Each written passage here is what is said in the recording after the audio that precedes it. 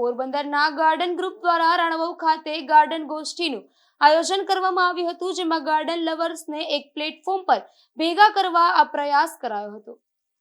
રણવવ ખાતે યોજાયેલ ગાર્ડન ગોષ્ઠીમાં ઘરઆંગણે ઉપસ્થિત પ્રકૃતિ સ્વરૂપે 2-5 થી લઈ 100 થી કે 200 થી પણ વધુ કુંડા ધરાવતા ગાર્ડન લવર્સને એક પ્લેટફોર્મ પર ભેગા કરવા આ સંસ્થાનો ઉદ્દેશ છે તેવું જણાવાયું હતું।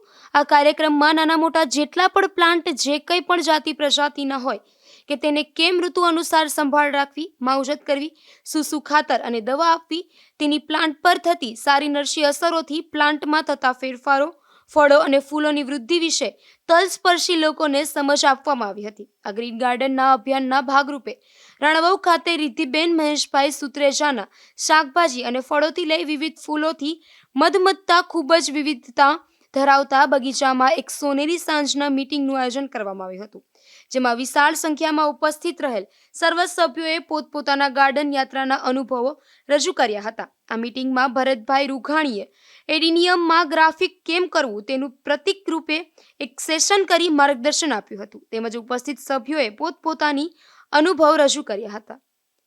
નિપુલ પોપટ સાથે અશોક થાનકી, ગુજરાત ન્યૂઝ, પોરબંદર।